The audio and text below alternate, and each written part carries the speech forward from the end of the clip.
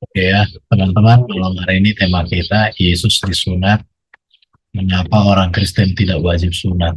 Nah, ini tema yang perlu ya, supaya orang-orang bisa mengerti tentang apa itu sunat dan mengapa orang Kristen disunat atau tidak bersunat.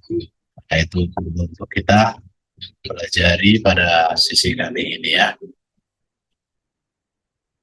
Semoga melalui materi ini para kaum bing, semoga mereka sadar ya, kaum bing itu artinya bukan kambing ya, kaum bingung disingkat jadi kaum bing, kadang dibaca menjadi kambing gitu ya. Jadi sekarang apa itu sunat, dan kali ini kita coba membahas pembahasan yang komprehensif menurut iman Kristen. Loh, kok dan iman Islam ya. Ini karena pernah dulu debat tentang sunat dalam Islam dan Kristen.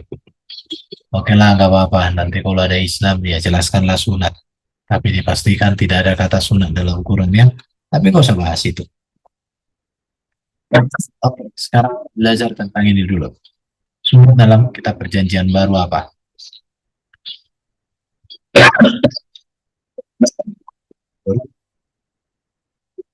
Sunat pertama kali dibicarakan dalam Alkitab pada peristiwa Abraham. Ini harus diingat ini ya. Jadi sunat pertama kali itu sudah ada dibicarakan sejak zaman Abraham. Zaman Abraham dengan zaman Yesus berarti sekitar 2000 tahunan ya. 2000 tahun.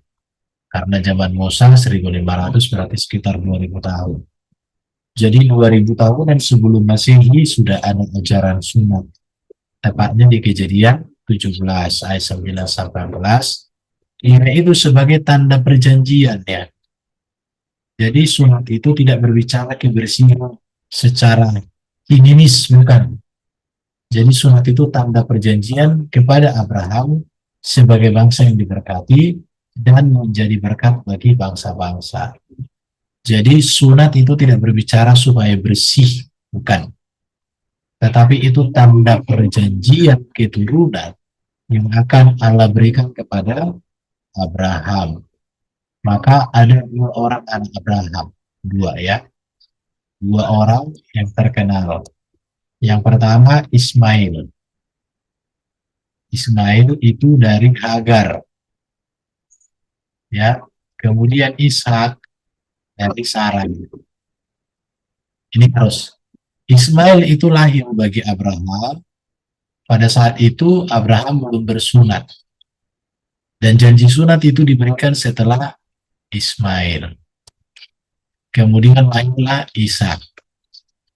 Ishak lahir setelah Abraham bersunat. Jadi perjanjian sunat ini berkaitan dengan perjanjian keturunan. Perjanjian bahwa Abraham punya satu keturunan yang menjadi berkat. Jadi sunat itu bukan supaya bersih. Karena kebersihan bukan terletak pada sunat. Karena Adam dan Hawa juga tak bersunat. Karena sunat itu ada di zaman Abraham. Zaman Abraham dengan Adam, waduh jauh sekali. Jadi kalau orang menganggap bahwa sunat itu adalah supaya bersih, berarti bagaimana dengan Adam, bagaimana dengan Nuh, bagaimana dengan Hewan, orang-orang suci. Mari kita baca Kejadian 17 ayat 10 sampai 14. Inilah perjanjianku yang harus kamu pegang, perjanjian antara aku dan kamu serta keturunanmu. Arti kan ya? Antara aku dan kamu serta keturunanmu, yaitu setiap laki-laki di antara kamu harus disunat. Perhatikan itu, di antara kamu, di antara kamu, ya. Haruslah dikerat kulit hatanmu, dan itulah akan menjadi tanda perjanjian antara aku dan kamu. Bunyinya di sini di antara kamu, artinya orang-orang yang di sekitar Abraham. Kemudian setiap laki-laki, jadi tidak ada sunat perempuan di dalam Alkitab. Kalau ada ajaran sunat perempuan itu malpraktek ya. Anak yang berumur 8 hari haruslah disunat. Jadi bukan berumur dia Senin ini harus 8 hari, yaitu setiap laki-laki di antara kamu. Diulang lagi, setiap laki-laki. Artinya sunat perempuan itu bukan dari Tuhan. Dan itu turun-temurun. Baik yang lahir di rumahmu, ini yang pertama ya. Jadi laki-laki yang lahir di rumah Abraham. Jadi yang lahir di rumah Abraham itu yang disunat. Kemudian yang dibeli dengan uang dari salah seorang asing, tetapi tidak termasuk keturunanmu. Jadi yang lahir di rumahmu, yang dibeli dengan uang dari salah seorang asing, walau bukan keturunan Abraham, itu wajib disunat. Kemudian dikatakan, orang yang lahir di rumahmu dan orang yang kau beli dengan uang harus disunat. Maka dalam mengimulah perjanjianku itu menjadi perjanjian yang kekal. Orang yang tidak disunat, yakni laki-laki yang tidak dikatakan ketahatannya, maka orang itu harus dilenyapkan dari antara orang-orang sebangsanya. Ia telah mengingkari perjanjianku. Jadi jelas, sunat itu kepada Abraham dan keturunannya, serta orang asing yang dibeli menjadi hamba-hamba. Dan di sini sebenarnya sudah tergambar ya, apa itu sunat. Jadi sunat itu berbicara tentang perjanjian Allah dengan Abraham yang melahirkan seorang keturunan yang menjadi bangsa yang besar yang dibangun untuk menjadi berkat bagi bangsa-bangsa. Itulah dari garis keturunan Abraham melalui Ishak, bukan Ismail kedelai liar. Oke, sunat di dalam perjanjian lama, pada zaman Abraham, sunat diharuskan kepada Abraham dan keturunannya, dan juga kepada setiap orang laki-laki di rumah Abraham, baik yang lahir ataupun yang dibeli, termasuk budak. Bahkan kalau kita baca di dalam Keluaran 4 di 24 sampai 26, Tuhan pernah berikhtiar untuk membunuh Musa kalau tidak melakukan perjanjian sunat terhadap anaknya. Ketika Musa tidak melakukan sunat terhadap anaknya itu, maka Tuhan berikhtiar untuk membunuh. Kenapa? Karena sunat ini penting bagi bangsa Israel, mengingatkan, menyadarkan Israel tentang janji keselamatan yang Allah sediakan bagi bangsa-bangsa di dunia melalui keturunan Abraham, Ishak, dan Yakub atau Israel. Sunat juga menjadi tanda syarat bagi bangsa asing dapat menjadi anggota persekutuan Israel. Jadi di dalam perjanjian lama sunat itu berlaku bagi bangsa-bangsa lain yang mau menjadi anggota persekutuan umat Israel. Artinya orang-orang Yahudi dan masuk dalam perayaan ibadah Yahudi ketika mereka telah menyerahkan diri mereka untuk disunat. Keluaran 12. Jadi orang-orang Yahudi kalau mau menjadi orang Yahudi secara ritual keagamaan maka mereka disunat. Nah, di situ. Jadi kalau menjadi Yahudi ya harus disunat, itu peraturan. Ya sekarang bagaimana dengan menjadi Kristen? Menjadi Kristen bukan menjadi orang Yahudi. Menjadi Kristen menjadi pengikut Yesus. Kita lihat lagi saat Yosua hendak telah masuk tanah Kanaan, memimpin bangsa Israel, hal pertama yang diperintahkan Tuhan untuk dilakukan adalah perintah sunat. Nah, ini menarik ini ya. Mengapa perintah pertama yang dilakukan oleh Yosua ketika sudah memasuki Kanaan itu adalah sunat? Karena sunat ini mengingatkan perjanjian Allah dengan bangsa Israel. Artinya bahwa bangsa Israel itu diingatkan, selalu diingatkan bahwa mereka adalah anak perjanjian, bahwa mereka lahir bagi Abraham setelah bersunat dan itu memenuhi kriteria perjanjian itu, kriteria itu. Sunat juga dipandang sebagai sebuah tanda khas yang membedakan bangsa Israel dari bangsa-bangsa lain. Jadi sunat itu membedakan bangsa Israel dengan bangsa-bangsa lain dan juga itu mengingatkan tentang janji keselamatan yang Allah sediakan bagi dunia di dalam dan melalui Abraham dan keturunannya. Kemudian teks-teks yang dipengaruhi golongan para imam membuat ketentuan sunat dilakukan pada hari ke-8 sesudah kelahiran. Dan hal itu dilakukan oleh bapak atau keluarga sendiri. Jadi sunat itu harus dilakukan orang tua laki-laki. Ya ini menjadi pertanyaan juga bagi kita tentang Isa Al-Masih. Siapa yang menyunatkan dia kalau itu harus dilakukan oleh seorang bapak? Siapa suaminya Maryam? Ini menjadi pertanyaan lain. Jadi kalau Isa disunat, Siapa bapaknya yang menyunatkan? Karena harus dilakukan oleh bapak keluarga sendiri. Nggak boleh dengan seorang wanita toh, karena itu akan jadi masalah. Masalahnya di mana? Di mana bapaknya? Ah, kenapa bukan bapaknya? Kalau mati beda cerita mungkin, tapi kalau masih hidup macam mana lah? Oke. Sunat dalam kitab perjanjian lama, sunat tidak selalu diartikan tentang pemotongan kulit kulup setiap pria. Jadi sunat itu bukan yang dulu bicara tentang potong kulit kulup.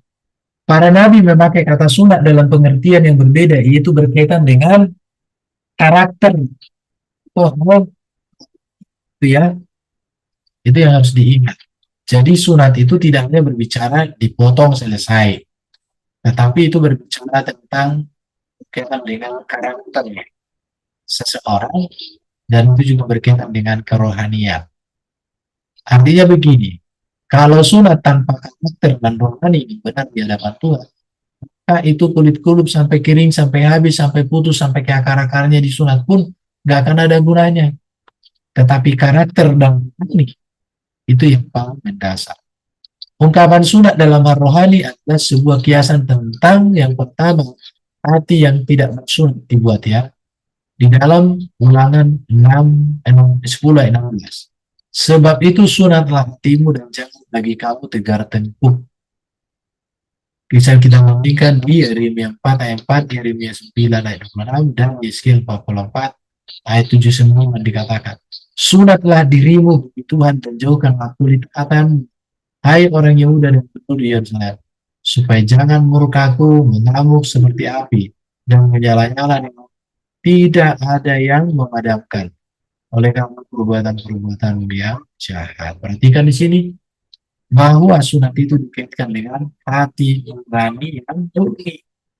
Jadi perjanjian lama tidak melulu berbicara sunat, potong kulit dulu, bukan. Tapi sunat itu berbicara membersihkan hati dari setiap noda-noda dosa dunia ini. Oke, kita lihat ya. Sunat itu berbicara juga tentang telinga. Kita bisa lihat di dalam Yeremia 6 ayat 10. Kepada siapakah aku harus berbicara dan bersaksi supaya mereka memperhatikan? Sungguh, telinga mereka tidak bersunat. Mereka tidak dapat mendengar. Sungguh, firman Tuhan menjadi cemooh bagi mereka dan mereka tidak menyukainya. Jelas, telinga yang tidak bersunat. Bagaimana sunat telinga? Bukan berarti telingamu kau disiris, kau potong-potong. Ya, mungkin juga hati yang tidak bersunat. Bagaimana menyunat hati? Kau masuk ke dalam, bawa pisau, kau iris-iris. Bukan. Sunat hati berbicara tentang karakter atau kemurnian rohani yang terbentuk, itu dikaitkan dengan sunat. Oke. Sekarang kita masuk dalam sunat perjanjian baru. Apa sih sunat perjanjian baru ya? Di dalam perjanjian baru, Yohanes Pembaptis disunat.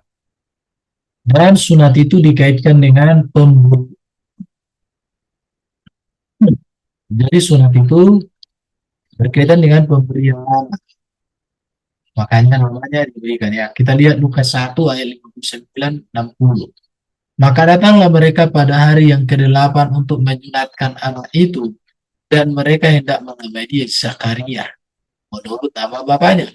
Tetapi ibunya berkata, jangan, ia harus dinamai Yohanes. Ya, dikata Yohanes betul. Jadi Yohanes itu nama yang diberikan pada saat penyunatan. Kemudian kalau kita lihat perjanjian baru, Yesus sendiri juga disunat. Kita lihat Lukas 2:21.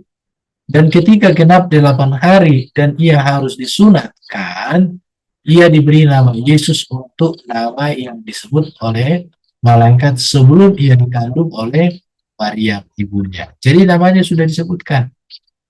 Yesus ya, dan dikatakan harus disunatkan, dan ia harus disunatkan.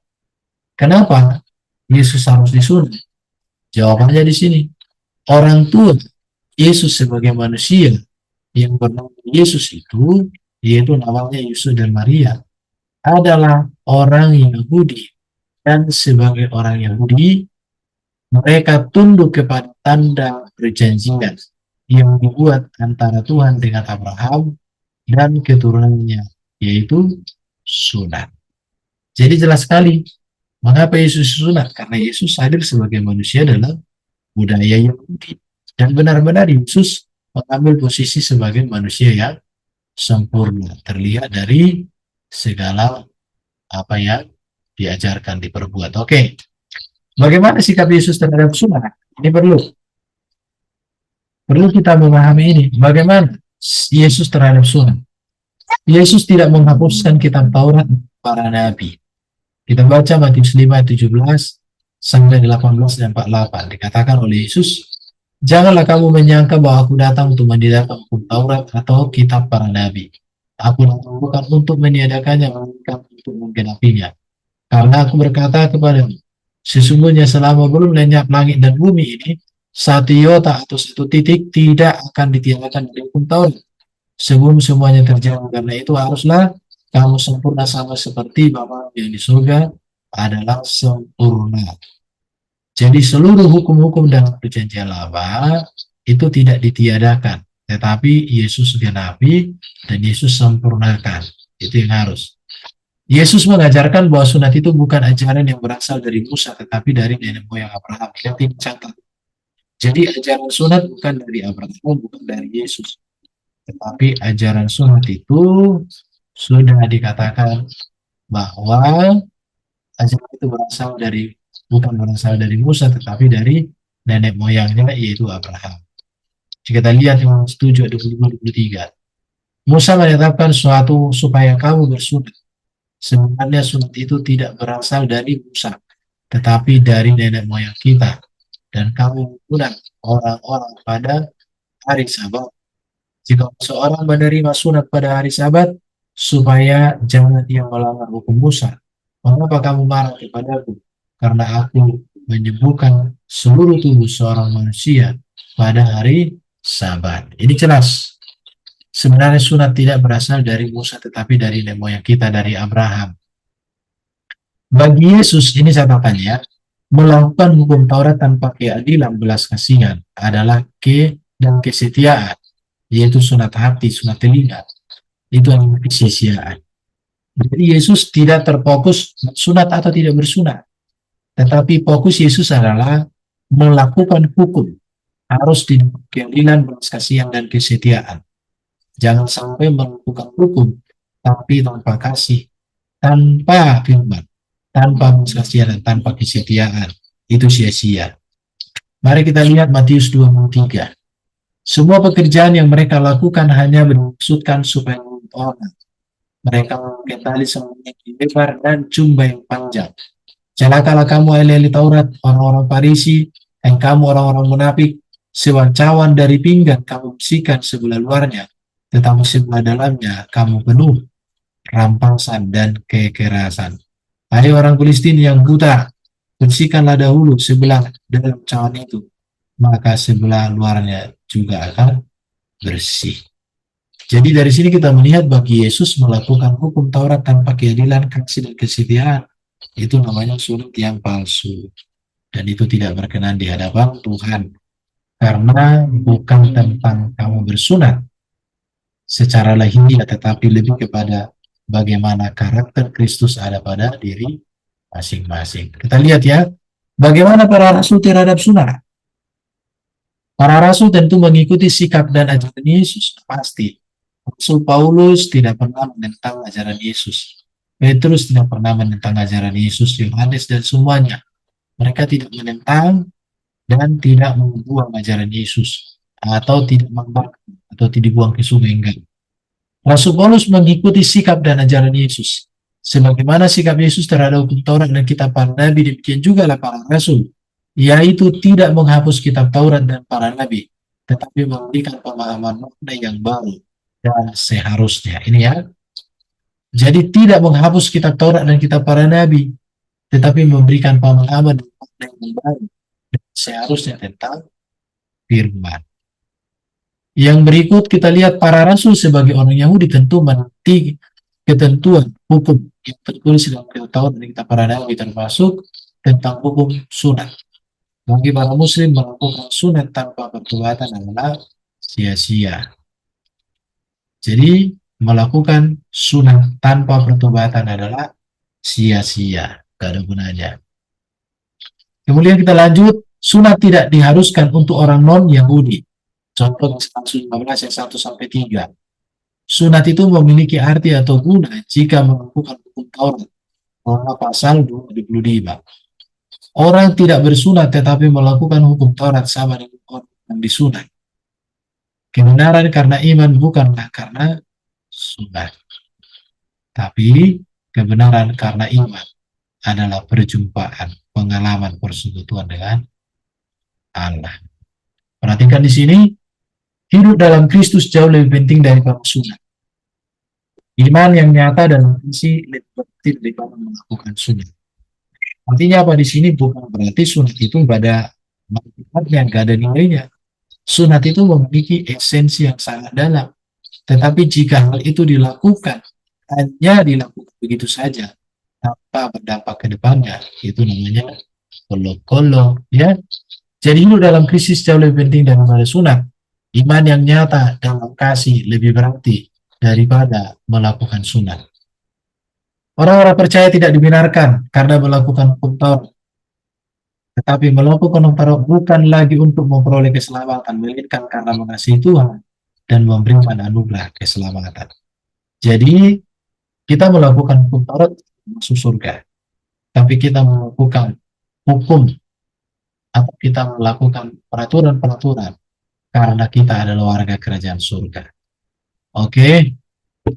Sekarang Paulus terhadap sunat, mari kita lihat ya. Paulus sebelum bertobat, Paulus sendiri disunat sesuai dengan hukum perjanjian Tuhan dengan Abraham yang tertulis dalam kitab Taurat. Ya, tertulis dalam kitab Taurat. Sunat tidak ditentang Paulus, namun menaati hukum Taurat jauh lebih penting. Namun Paulus menaati hukum Taurat jauh lebih penting daripada melakukan sunat. Artinya begini, sunat tidak ditentang Paulus, namun menaati hukum Taurat jauh lebih penting daripada melakukan sunat. Artinya dia tidak menentang, tetapi dia memberikan penjelasan. Mari kita lihat dalam Filipi pasal 3 sampai 5. Jika ada orang lain menyangka dapat menaruh percaya pada melalui dia, aku lebih lagi. Sunat pada hari ke-8 dari bangsa Israel suku Benyamin, orang Ibrani asli, tentang pendirian terhadap hukum Taurat. Aku orang miskin. Aku orang Farisi. Orang miskin, aku orang Farisi. Aku lebih lagi disunat pada hari ke-8. Jadi Paulus itu tidak menentang sunat dan dia melakukan sunat. Tetapi bagaimana Paulus tertobat? Paulus tidak pernah menentang sunat di dalam Alkitab. Bahkan Paulus mengatakan sunat itu memiliki arti yang penting. Yang ditentang Paulus adalah kehidupan orang yang sunat, yang tidak mencerminkan diri sebagai umat pilih Tuhan, atau orang yang bersunat kehidupannya secara lahiriah, tetapi lebih buruk daripada orang yang tak bersunat. Ini esensinya yang mau disampaikan. Jadi di dalam Alkitab, mengapa orang Kristen tidak disunat? Boleh kita disunat, boleh tidak disunat. Tetapi esensinya adalah bahwa kita hidup seiring berpadanan dengan kekudusan dan kebenaran Kristus. Maka di sini yang ditentang Paulus adalah kehidupan yang bersunat yang tidak mencerminkan diri sebagai pilihan Allah. Apalah artinya disunat kalau tidak mencerminkan kerajaan surga dalam diri kita? Kalau kita tidak menjadi berkat, sia-sia. Oke? Roma pasal 2, 25-27 katakan, sunat memang ada gunanya jika engkau menaati hukum Taurat. Tetapi jika engkau melanggar hukum Taurat, maka sunatmu tidak ada lagi gunanya. Jadi jika orang yang tak bersunat memperhatikan tuntunan-tuntunan hukum Taurat, tidakkah ia sanggup sama dengan orang yang telah bersunat? Jika demikian, maka orang yang tak bersunat tetapi melakukan hukum Taurat akan menghakimi kamu yang mempunyai hukum tertulis dan sunat, tetapi yang melanggar hukum Taurat. Jadi jelas, kekristenan itu bukan sekedar bicara sunat, tetapi apa esensi daripada sunat itu sendiri yang harus dipahami. Sehingga sunat artinya apa? Pokoknya sunat artinya apa? Maknanya apa? Nilainya apa? Terus kamu lakukan itu apa? Pokoknya sunat Sunat kolok-kolok. Oke, Paulus terhadap sunat, ini yang perlu diperhatikan ya. Paulus dengan tegas mengatakan sunat lahiriah tanpa sunat tak berguna.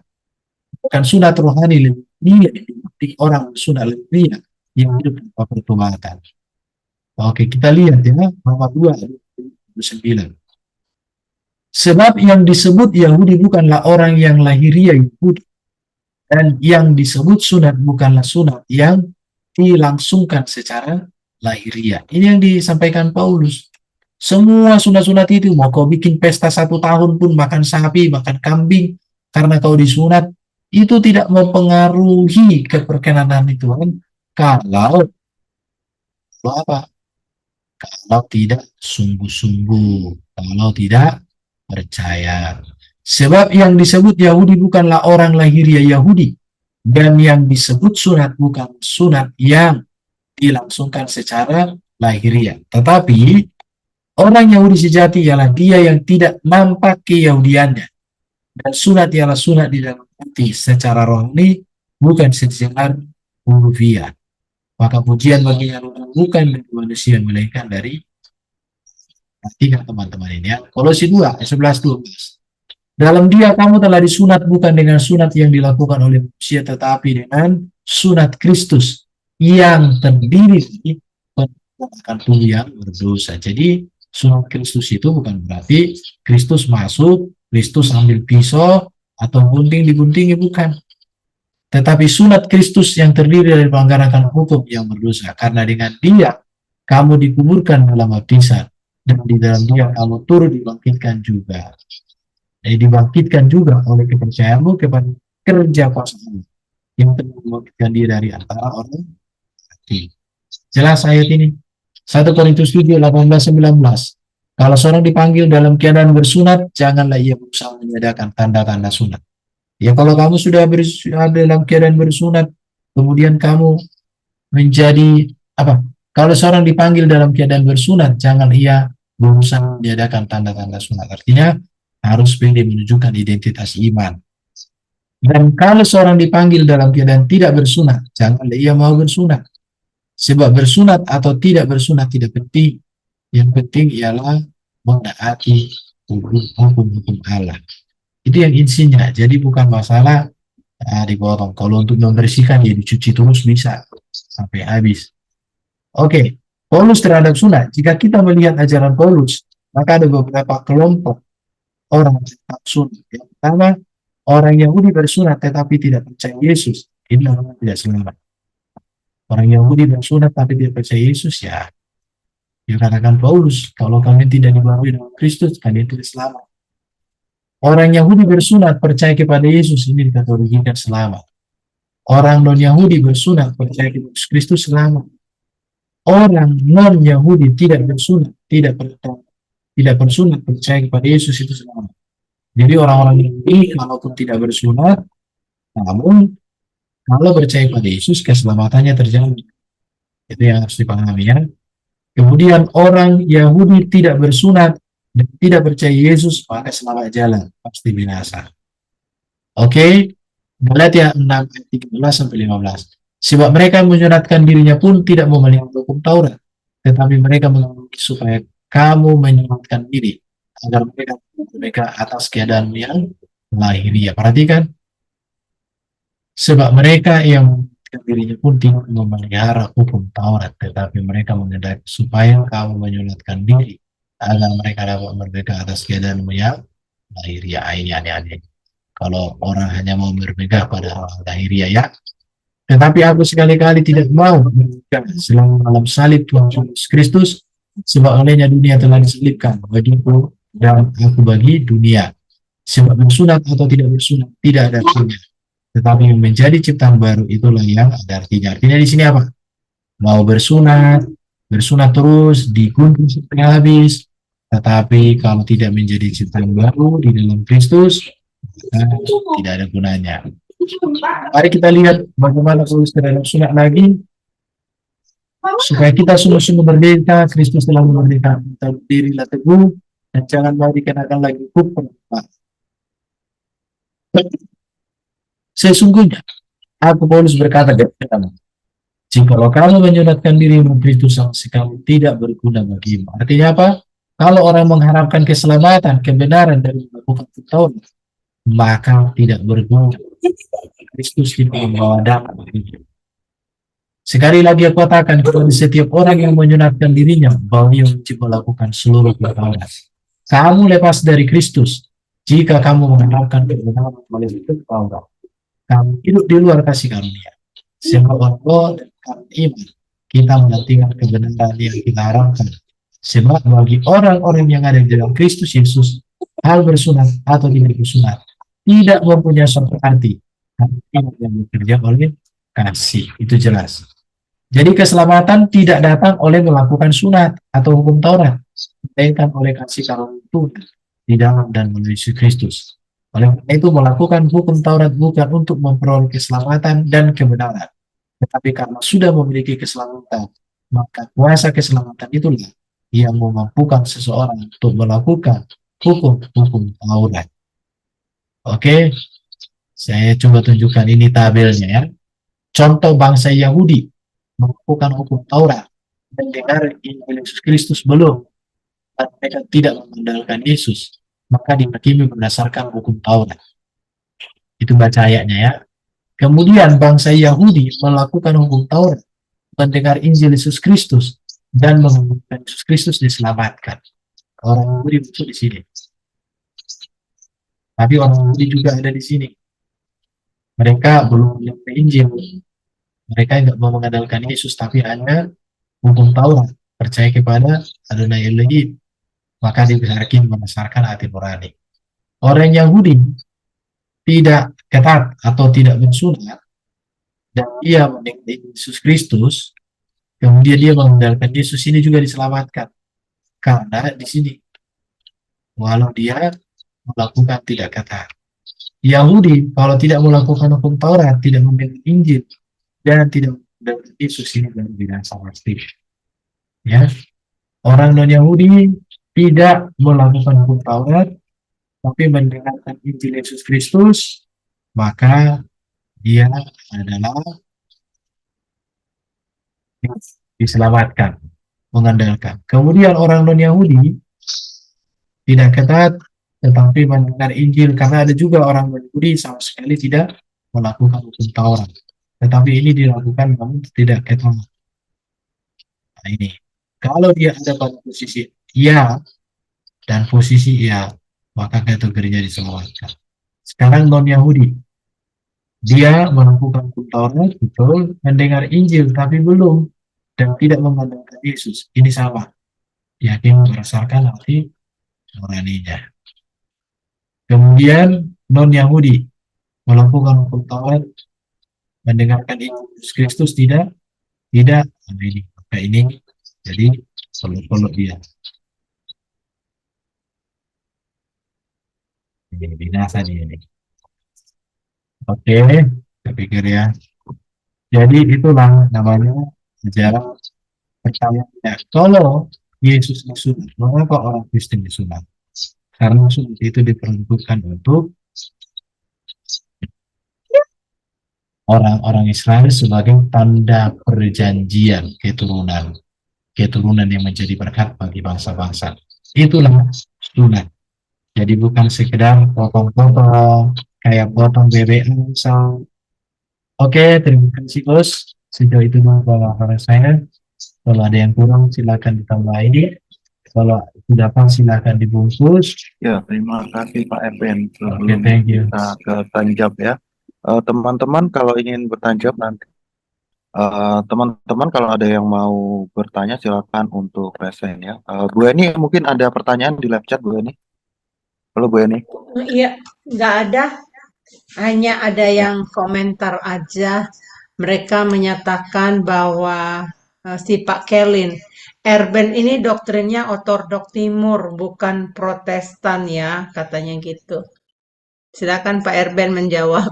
Apakah benar doktrin ortodok timur?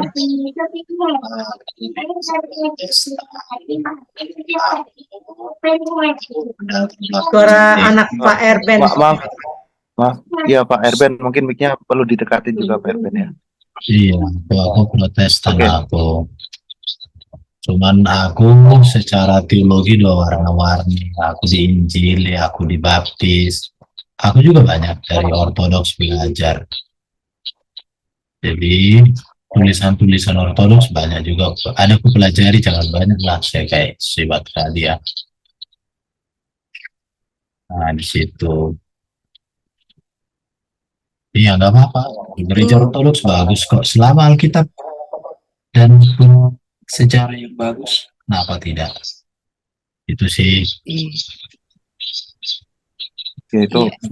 semoga bisa menjawab ya tadi pertanyaan dari Iya, Pak Kelin ya Bu Heni ya. iya. Ya, Oke, betul. ini di chat ada yang mau bertanya ini Pak, apakah ini dari Pak Suwito Surabaya ya, untuk everyone ya. Apakah Oh, sunat sekarang digantikan oleh baptis? Silakan Pak Erben untuk menjawabnya. ya, sunat itu sebenarnya kan perjanjian lama salah satu bagian dari mikve. Jadi baptisan dalam perjanjian baru kan ada dua. Baptisan Yohanes itu mikve. Mikve itu bagian dari seorang Yahudi ketika non Yahudi mau jadi orang Yahudi itu juga harus mikve, dibaptis oleh Yohanes. Di situ itu yang kemarin kita bahas itu tuh mengapa Yesus dibaptis mikve itu. Jadi baptisan Yohanes dengan baptisan Yesus beda. Jadi tanda sunat itu sudah digantikan dengan tanda baptisan, itu betul. Karena tanda sunat itu tanda perjanjian, baptisan juga itu tanda perjanjian bahwa kita masuk di dalam keselamatan, bersatu dengan Kristus dalam kematian, dalam kebangkitan, dan dalam kemuliaannya. Itulah baptisan. Betul, betul, betul. Jadi nanti kapan-kapan kita akan bahas sunat dan baptisan ya. Baptisan itu apa sih? Coba nanti pertanyaan paling kecil atau selam. Oke.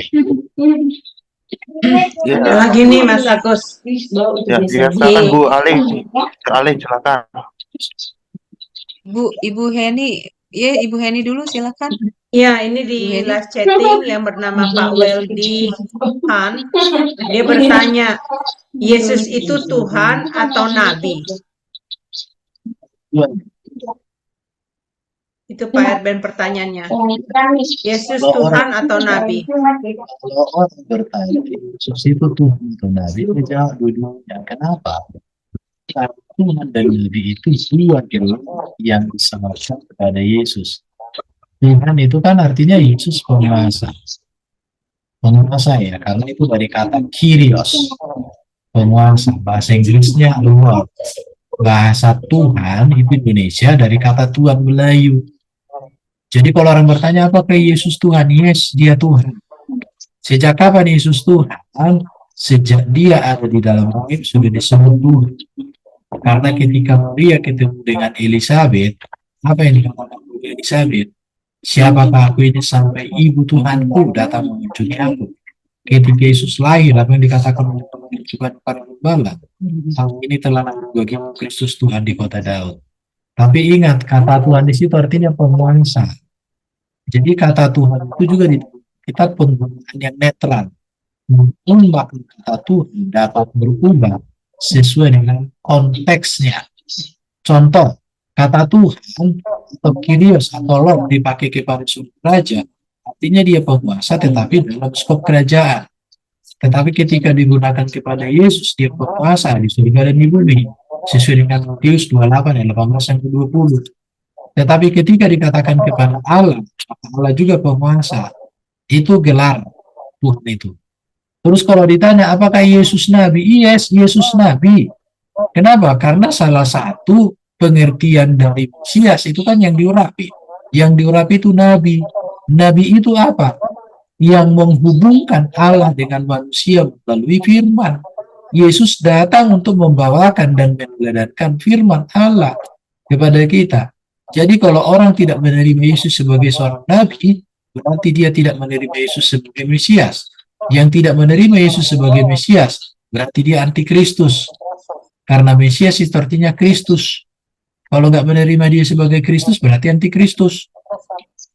Jadi kalau ditanya apakah Yesus Nabi atau Tuhan, dua-duanya. Apakah Yesus manusia dan anak Allah? Dua-duanya. Nah, begitu ya. Ya, mungkin dia sudah ini ya Pak Weldikan ya. Itu jawaban buat Anda ya. Kelihatannya Anda Muslim ya Pak. Karena cara Anda menulis kata-kata ini juga huruf Y itu huruf kecil. Sangat disayangkan Bapak tidak memahami Tuhan yang benar. Baik, silakan lanjut Bro Agus. Ya, Sister Aling. Ya baik, terima kasih Bro Agus. Shalom malam Pak Erben.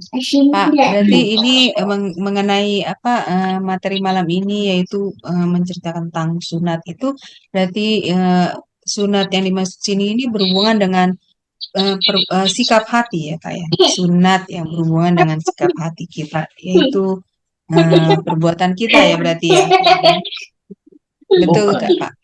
Sunat itu diberikan kepada Abraham sebagai tanda perjanjian keturunan, bahwa Abraham akan memiliki keturunan yang menjadi berkat bagi bangsa-bangsa. Dan sunat itu justru membedakan antara Ismail dengan Ishak. Karena Ismail dilahirkan bagi Abraham oleh Sarai, dia belum bersunat. Sedangkan Ishak dilahirkan bagi Abraham setelah dia bersunat. Jadi anak perjanjian itu adalah anak perjanjian yang lahir bagi Abraham setelah disunat. Jadi itu tanda perjanjian. Jadi ketika bangsa Israel disunatkan, karena mereka percaya akan janji Allah, masuk di dalam rencana Allah, bahwa mereka akan menjadi bangsa yang besar, menjadi bangsa, menjadi berkat bagi bangsa-bangsa, itu arti sunat. Itu digambarkan sekarang dengan Kristen seperti dibaptis. Ketika kita dibaptis berarti kita masuk dalam rencana Allah. Kita bersekutu dengan kematian kebangkitan Kristus, dengan kita bersekutu dengan kematian kebangkitan Kristus, maka kita masuk di dalam program kerajaan surga. Kita terlibat di dalam pemberitaan Injil yang membawa jiwa-jiwa masuk dalam kerajaan surga untuk memerintah bersama dengan Kristus dalam kemuliaan. Itu pengertian sunat dalam perjanjian lama. Tetapi kemudian ada perkembangan bahwa sunat itu ada sunat hati, sunat telinga. Tetapi kata sunat itu kan artinya apa? Supaya hati dibersihkan, supaya telinga dibersihkan. Bukan sunat telinga nanti telinganya diiris. Sunat hati hatinya diiris seperti sunat itu, sunat kulut. Bukan. Jadi sunat itu kemudian inilah yang disampaikan oleh Paulus di Kolose tadi, saya bacakan. Bahwa sunat lahiriah tanpa sunat batiniah itu nggak ada guna. Dan ketika seseorang disunat secara lahiriah, maka dia harus hidup di dalam esensi dari sunat itu sendiri. Apa itu? Masuk dalam perjanjian Allah. Nah, seperti itu. Itu ibaratnya sekarang ini orang kalau dibaptis 100 kali pun diselam di Sungai Yordan, kalau nggak bertobat dia sia-sia. Sama juga seperti disunat. Mau disunat orang, tapi sampai habis ke akar-akarnya, kalau nggak bertobat, ya sama juga, sami mawon kata orang Jawa. Iya, iya. Oke. Terima kasih Ferben untuk penjelasannya. Jelas banget Iya, sekarang. Iya. Terima kasih Pak. Tuhan berkati. oke sama-sama. Nah, terima kasih Sister Aling ya atas pertanyaannya. Mungkin aku pengen bertanya satu hal gitu Pak Erben. Tadi kan Pak Erben kasih diagram yang terakhir itu loh Pak, tentang binasa dan tidak selamat dan binasa itu. Sebenarnya binasa itu kalau kita selamat mungkin udah tahu lah kira-kira seperti apa gambarannya. Tapi kalau binasa itu apakah eh, itu diartikan neraka atau bagaimana Pak binasa itu Pak? Ya binasa lawan kata dari selamat. Kan itu bro. Ya, tapi keadaannya bagaimana Pak? Iya kan kalau tidak selama masuk surga berarti masuk neraka. Gimana sih? Iya. Bila binasa ya masuk neraka lah. Jadi nggak ada arti dalam arti dia dari ketiadaan menjadi ketiadaan itu nggak ada ya Pak ya. Jadi Binasa harus itu masuk neraka gitu. binasa itu, neraka itu jangan berpikir kayak api-api gitu doang ya. Neraka itu berbicara keterpisahan dari Allah untuk selama-lamanya, itu neraka.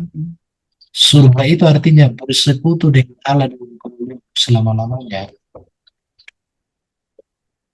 Jadi neraka itu keterpisahan dari Allah yang digambarkan dengan penderitaan. Bahkan kata Gehenna itu seperti digambarkan dengan tempat pembuangan sampah yang ada di Israel, di mana tempat sampah ini apinya menyala 24 jam, dan di sana terus-menerus menyala api itu, tidak pernah padam. Jadi neraka digambarkan dengan keadaan itu artinya apa?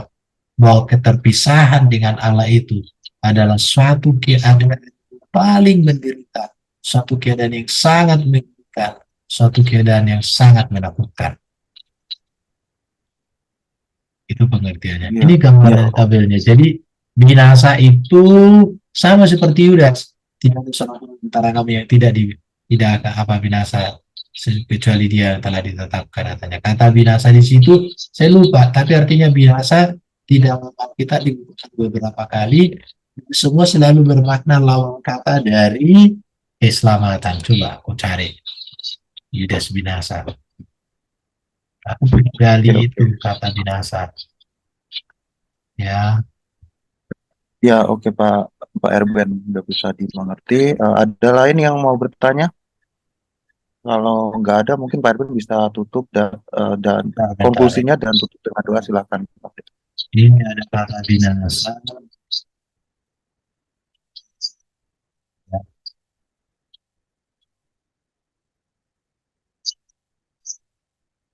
apolumi.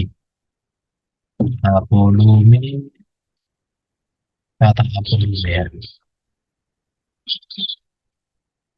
Apolingas, oke ya ini nih. Ini dia kata binasa yang ada di dalam Alkitab. Bentar, mudah-mudahan ada ini. Oke, ini ya. Jadi kata binasa, di sini ada kata apoleme. Selain daripada yang dari mereka yang binasa, selain daripada dia yang ditentukan ote aku binasa. Ini kata apolete. Nah ini apolete. Kita lihat ya. Itu digunakan 18 kali di dalam perjanjian baru. Ya, dan Injil Yohanes itu menggunakan 1 kali.